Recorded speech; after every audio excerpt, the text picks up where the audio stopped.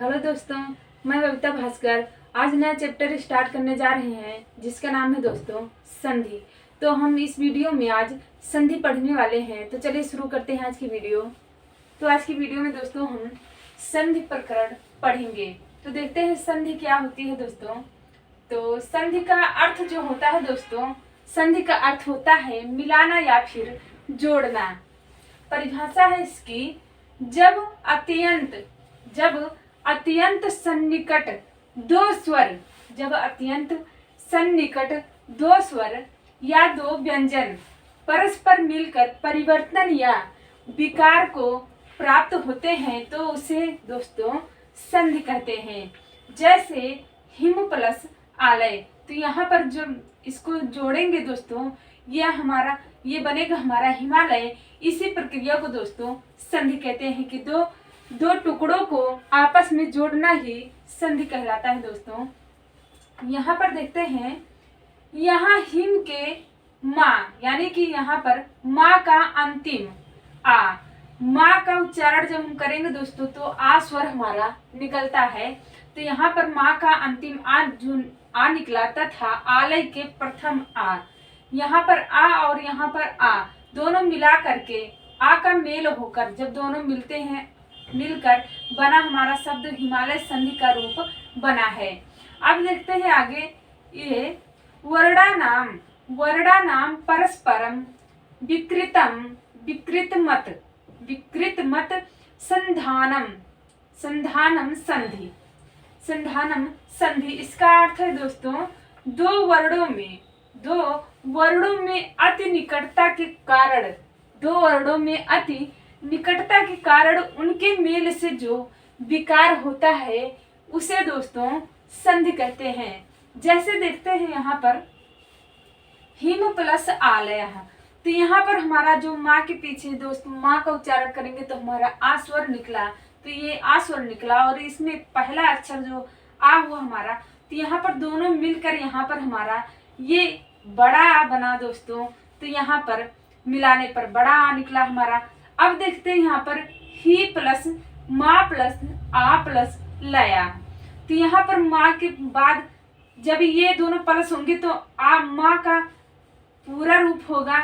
माँ जब आ प्लस होगा दोस्तों तो यहाँ पर ही तो वैसे ही रहेगा। ये दोनों प्लस होंगे तो हमारा आ जुड़ेगा जब तक माँ हो जाएगा और लया जुड़ेगा तो हमारा कुल मिलाकर यहाँ पर शब्द जो बना हमारा हिमालया बना, हिमालय।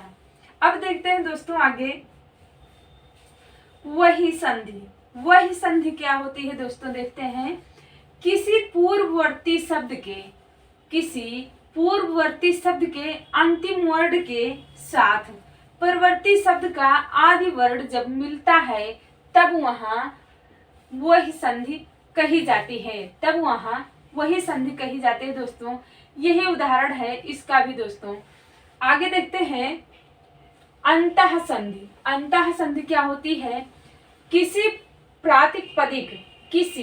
प्रातिपदिक अथवा धातु के अंतिम वर्ण के साथ विभक्तियों के अदय अक्षर का जब मेल होता है दोस्तों तब उसे अंतः संधि कहते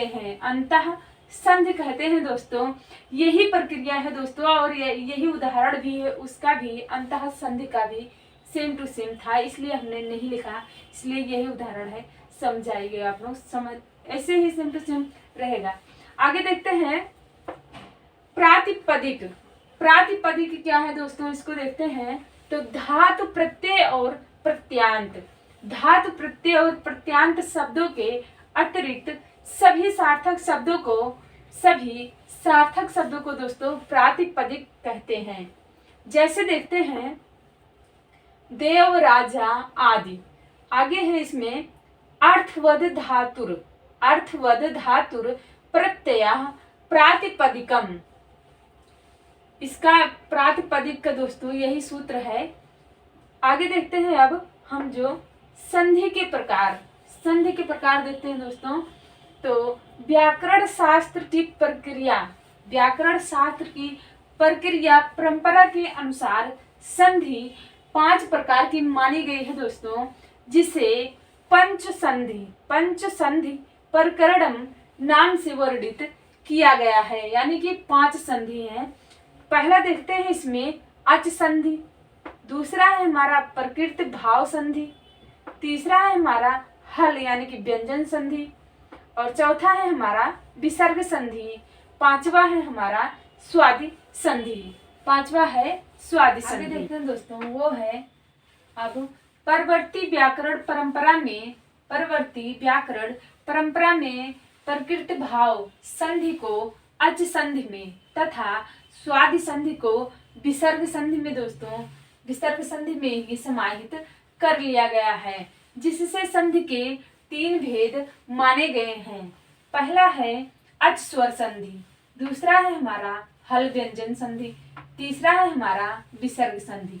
अच को ही दोस्तों स्वर संधि कहते हैं और हल को व्यंजन के नाम से जाना जाता है। अब आगे देखते हैं संधि प्रकरण में महास्वर सूत्र तथा प्रत्याहार की भूमिका। तो इसमें दोस्तों देखते हैं माहेश्वर सूत्र 14 होते हैं। इसमें क्या हुआ, महर्षि पाणिनि के द्वारा जो है ये माहेश्वर सूत्रों की जो है रचना की गई है। महर्षि पाणिनि ने भगवान शिव शंकर की जो है आराधना की और भगवान शिव शंकर के द्वारा ही 14 बार डमरू बजाने पर जो ध्वनियां निकली दोस्तों वही माहेश्वर सूत्र कहलाए।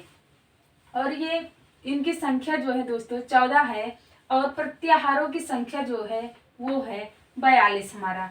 और रचनाकार जो है दोस्तों वो तो महर्षि पाणिनि जी हैं। आगे है चतुर्दश माहेश्वर सूत्र, यानी 14 माहेश्वर सूत्र कौन कौन से हैं देखते हैं। इसमें आई उड़, दूसरा है रिल और तीसरा है आयोंग, चौथा है आयोच और पांचवा है वरट, छठा है लड़ और सातवां है यमड़नम, आठवां है छभय, नौवां है हमारा घड़दस, 10वां है जबगड़दस और 11वां है हमारा खप छटत चटतव, 12वां है कपय और 13वां है हमारा जो सस सर और 14 है हमारा हल। इसमें ये दोनों दोस्तों इसमें ये माने जाते हैं हमारे स्वर हैं, ये स्वर माने गए हैं, ये हमारे स्वर हैं। उसके बाद ये दोनों हमारे व्यंजन हैं, ये दोनों हमारे जो है ये ह्रस्व स्वर हैं दोस्तों, ये ह्रस्व स्वर हैं और ये दोनों जो है दोस्तों ये दीर्घ स्वर हैं हमारे, ह्रस्व स्वर और दीर्घ स्वर हैं ये। और यहाँ पर देखते हैं दोस्तों अब आगे, तो हाँ यहाँ पर ह्रस्व स्वर हो गया, यहाँ पर दीर्घ स्वर हो गया हमारा। यहाँ पर है अब देखते हैं वर्णमाला। वर्णमाला में जो है देखते हैं दोस्तों कि स्वर में कौन कौन से अक्षर आते हैं, तो वो है हमारे आ ई उ री रिक अयो, रील रिक ए ओ ऐ और औ। अगला है अंतस्थ। अंतस्थ में कौन कौन से अक्षर आते हैं, तो या रा ला और वा। और आगे है वर्ग के पंचम वर्ण। यहाँ पर जो है दोस्तों ये जो आखिरी वर्ण होते हैं ये हमारे जितने भी हैं ये वर्ग के जो है पंचम वर्ण हैं। और जो आगे का अक्षर होता है इसको हम आदि के नाम से जानते हैं, और जो आखिरी का अंतिम अक्षर होता है दोस्तों इसे हम हल के नाम से जानते हैं। आगे देखते हैं अब वर्ग के पंचम वर्ण वर्ग के पंचम वर्ण ई मा ड़ा और ना है। आगे है वर्ग के चतुर्थ वर्ग के चतुर्थ वर्ण झा भा घा ढ़ धा। और आगे है वर्ग के तृतीय वर्ण कौन कौन से अक्षर आते हैं तृतीय वर्ण में, तो जा बा गा ड़ द। और आगे है वर्ग के द्वितीय वर्ण में खा फ छ ठ थ। और वर्ग के प्रथम वर्ण में चा टा ता का पा।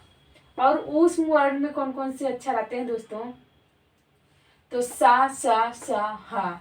और स्वर की जो संख्या होती है दोस्तों वो होती है 9 और जो व्यंजनों की संख्या होती है वो होती है हमारी 33। तो यहाँ पर जो ये चारों हैं दोस्तों ये आते हैं स्वर के अंतर्गत, और जो इसके बाद के हैं इतने सारे सब ये सब व्यंजन के अंतर्गत आते हैं। अब देखते हैं दोस्तों प्रत्याहार। प्रत्याहार क्या है? विस्तृत वर्ण समुदाय का संक्षेपीकरण ही प्रत्याहार कहलाता है। बड़े टॉपिक को छोटा कर देना ही दोस्तों प्रत्याहार कहलाता है। और दो वर्णों के मेल से बने शब्द को ही दोस्तों प्रत्याहार कहा गया है या कहा जाता है। इसका निर्माण जो है दोस्तों माहेश्वर सूत्र से ही हुआ है, यानी कि प्रत्याहार का जो निर्माण हुआ है वो माहेश्वर सूत्रों के द्वारा ही हुआ है। आगे है माहेश्वर सूत्र के अंतिम हलंत वर्ण को छोड़कर, माहेश्वर सूत्र के जो अंतिम हलंत वर्ण है यानी कि जो अंतिम वर्ण है दोस्तों ये सारे ये सब अंतिम हलंत वर्ण को छोड़ करके जो माहेश्वर सूत्रों की संख्या मानी गई है तब वो 42 है। आगे है वर्ण प्रत्याहार का आदि वर्ण तथा अंतिम वर्ण हल कहलाता है। वर्ण प्रत्याहार का आदि वर्ण यानी कि आदि मतलब पहला वर्ण जो है यहाँ पर ये वाला दोस्तों, और आखिरी जो है दोस्तों इसको हल कहा जाता है, वही अंतिम वर्ण माना जाता है। आगे देखते हैं दोस्तों, अब महर्षि पाणिनि के व्याकरण में 42 प्रत्याहार देखते हैं। तो प्रत्याहारों की तालिका है ये दोस्तों। तो इसमें देखते हैं, पहला है अड़, दूसरा है अक, तीसरा है अच, चौथा है आ प्रत्याहार, और पांचवा है अम, छठा है अस, सातवां है अल, आठवां है दोस्तों इक, नौवां है इच, और 10वां है हमारा इड। इसके बाद है 11वां है उक, 12 है ऐंग, 13 है ऐच, और 14 है ऐच, 15 है हस, 16 है हल, 17 है यड़, और 18 है यम, 19 है यय, और 20 नंबर पर है यय।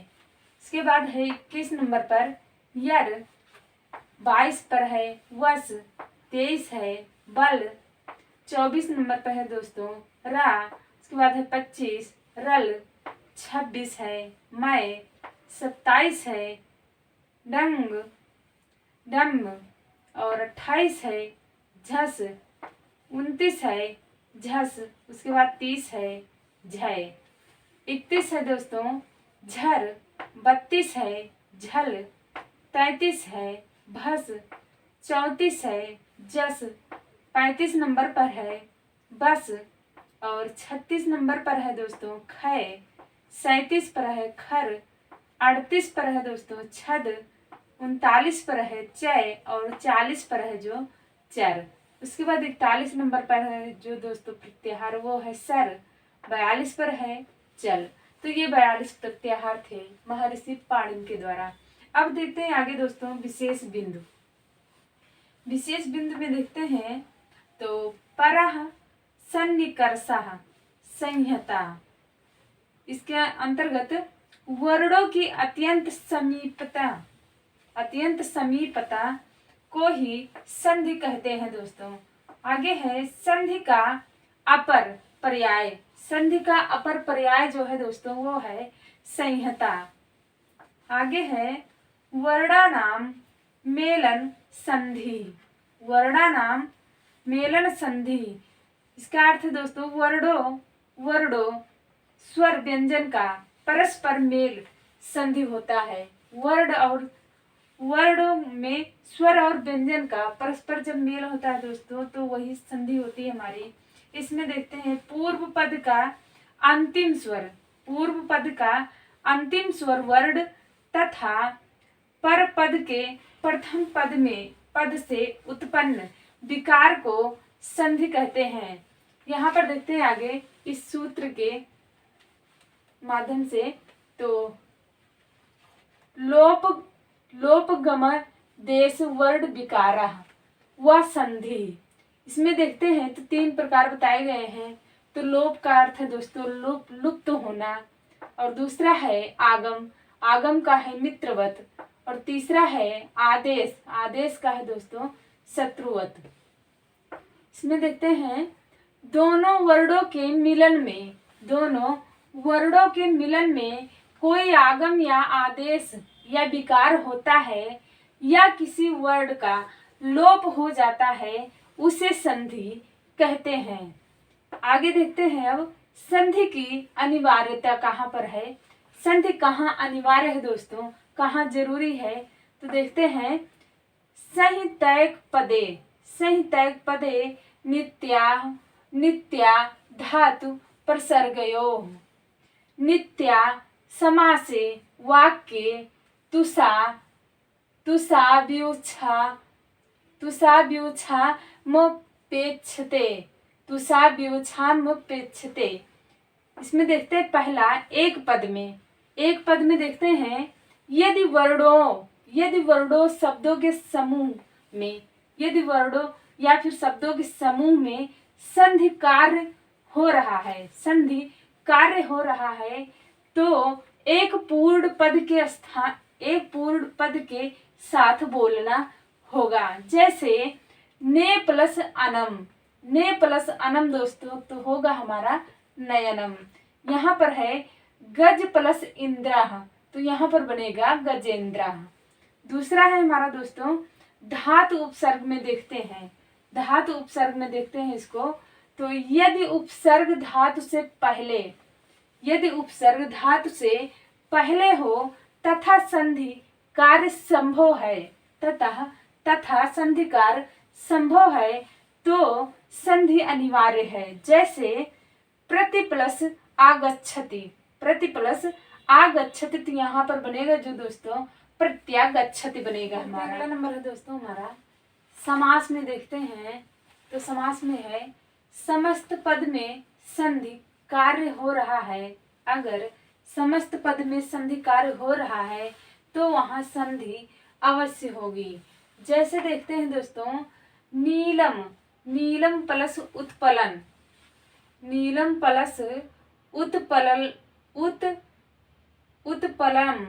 उत्पलम होगा तो यहाँ पर होगा जो बनेगा हमारा शब्द जो दोस्तों वो बनेगा नीलो उत्पलम। यहाँ पर है अगला है गंगा प्लस उदकम तो गंगोत्कम बनेगा यहाँ पर दोस्तों। आगे देखते हैं इसमें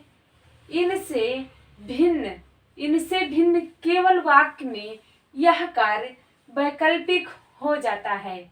इनसे भिन्न केवल वाक्य में यह कार्य वैकल्पिक हो जाता है। वक्ता यानी कि बोलने वाला को वक्ता कहते हैं दोस्तों। तो वक्ता चाहे तो संधि कार्य करेगा या यथारूप रखेगा। यथा देखते हैं जैसे सा इह आगच्छति। आगे देखते हैं इसमें पहला है इसमें सेहा गच्छति में देखते हैं दोस्तों तो संधि कार्य हो रहा है या होगा। और दूसरा है सा इह आगच्छति में देखते हैं तो यथारूप होगा दोस्तों। अगला है संधि के भाग यानी कि अंश दो प्रकार के होते हैं। संधि के भाग या संधि के अंश दो प्रकार के होते हैं दोस्तों। इसमें पहला है पूर्व, दूसरा है पर।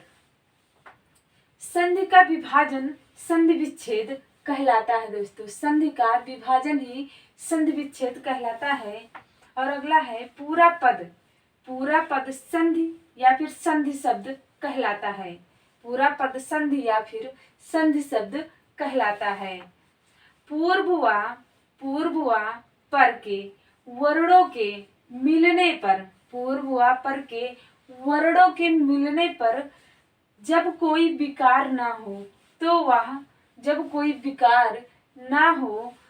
वह संयोग कहलाता है।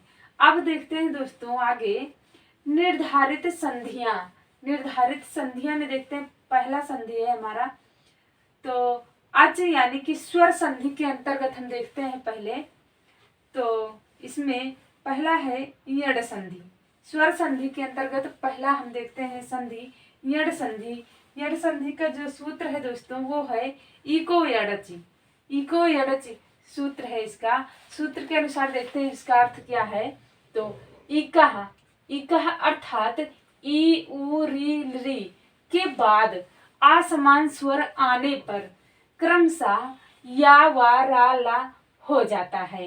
कैसे देखते हैं दोस्तों, ई के साथ असमान स्वर आया दोस्तों, तो ये परिवर्तन, ई का परिवर्तन या में हो गया। ऊ के साथ असमान स्वर आया तो ऊ का परिवर्तन वा में हो गया।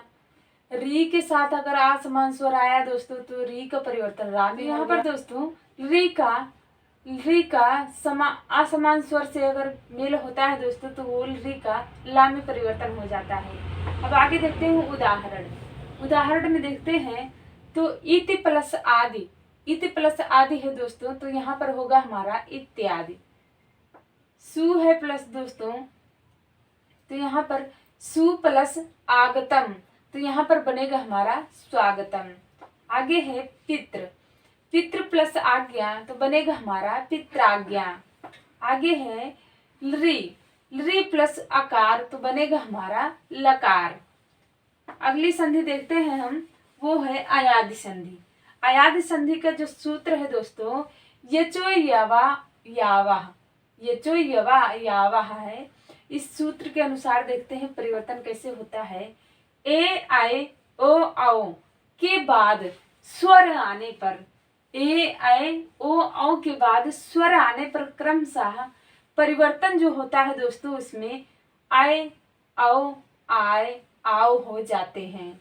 आए आओ आओ और आए हो जाते हैं, परिवर्तन हो जाता है। जैसे देखते हैं इसमें कैसे, ए के साथ अगर स्वर का मेल होता है तो ए जो है दोस्तों आय में परिवर्तन हो जा रहा है।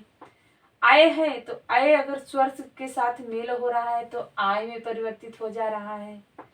ओ है, ओ को दोस्तों स्वर के साथ अगर मेल हो रहा है तो आओ में परिवर्तित हो जा रहा है। आगे है आओ का अगर स्वर के साथ दोस्तों मेल हो रहा है तो वो आओ में परिवर्तित हो जाएगा।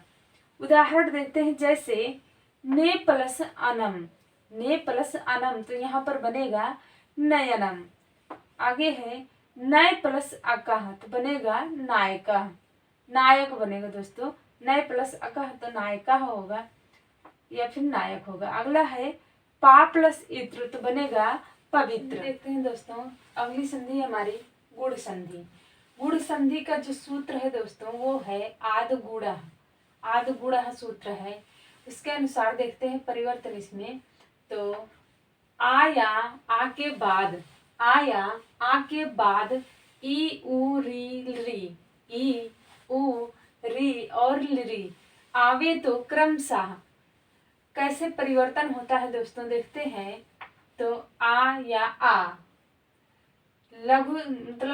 लघु स्वर अगर आए तो या फिर दीर्घ स्वर आए, दोनों आए अगर इसमें से दोस्तों तो प्लस ई आए तो परिवर्तन जो होता है इसमें ए में हो जाता है। और आ या आ प्लस ऊ हो तो दोस्तों ओ में परिवर्तन हो जाता है। अगला है आ या आ प्लस री आए तो दोस्तों अर में परिवर्तन हो जाता है। और आ या आ प्लस री आए तो अल में दोस्तों परिवर्तन हो जाते हैं। आगे देखते हैं अब आ प्लस ई, चाहे ये दोनों आ में से आए या फिर इन दोनों ये दोनों आए और ये दोनों आ और ई आए तो दोनों में परिवर्तन जो होगा ए में परिवर्तन हो जाएगा दोस्तों।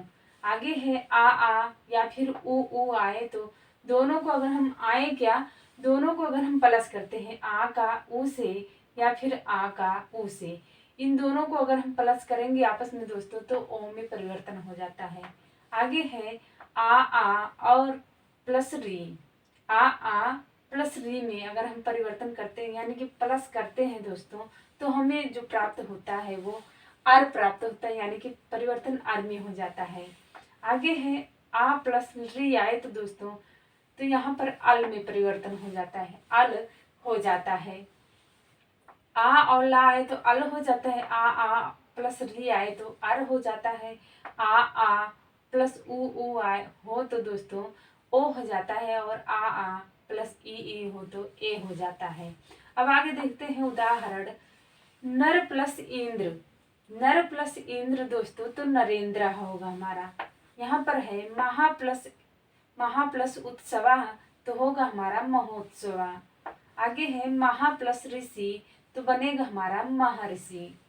आगे है तव प्लस ऋकार, तव प्लस ऋकार तवल लकार, तवल लकार होगा दोस्तों। यहाँ पर तव प्लस लिकार है, ऋकार है तो यहाँ पर तव लकार होगा।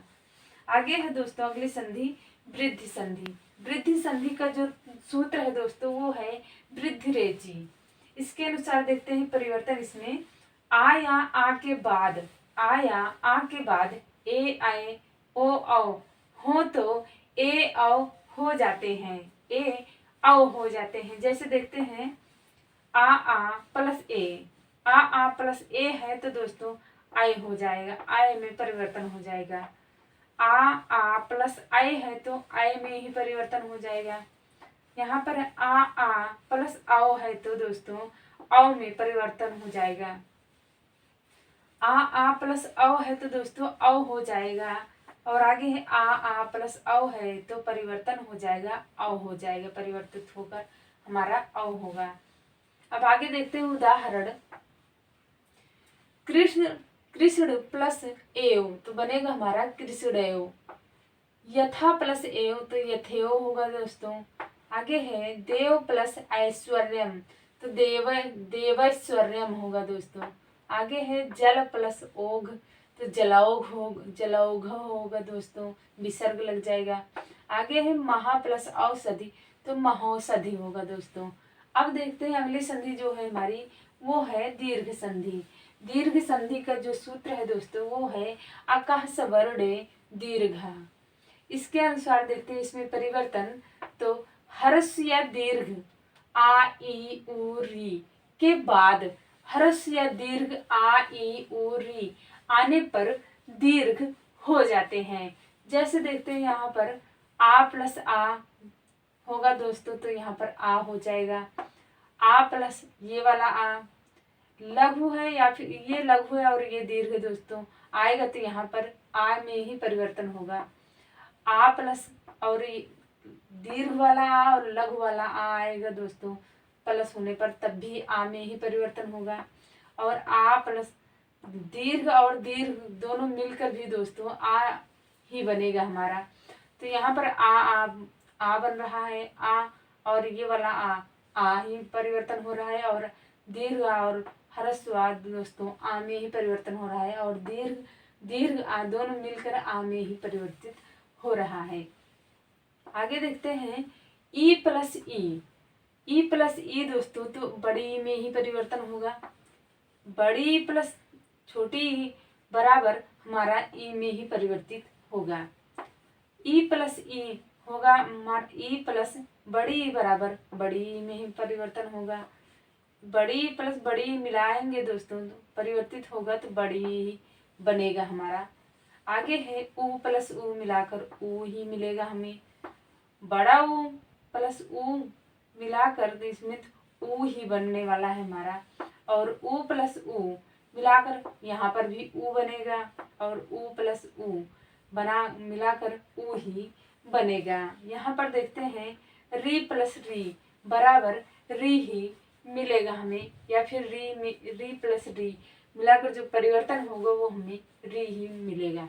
तो यहाँ पर इस ई ऊ और आ को दोस्तों प्लस करके यानी कि जो परिवर्तन इनमें होगा वो हमारा आ ई ऊ और री में परिवर्तित हो जाता है। यहाँ पर ह्रस्व दीर्घ जो भी ह्रस्व दीर्घ आ यू री के बाद ह्रस्व या दीर्घ आ यू री आने पर दोस्तों तब दीर्घ हो जाते हैं सब। तो ये प्रक्रिया थी। अब आगे देखते हैं उदाहरण इसके। तो जल प्लस अग्नि तो होगा हमारा जलअग्नि। आगे है हिम प्लस आलय तो होगा हमारा हिमालय। आगे है विद्या प्लस अर्थी विद्यार्थी होगा यहाँ पर। आगे है अगला विद्या प्लस आलय तो विद्यालय होगा हमारा। देखते हैं दोस्तों हरि प्लस इंद्र तो होगा हमारा हरिंद्र।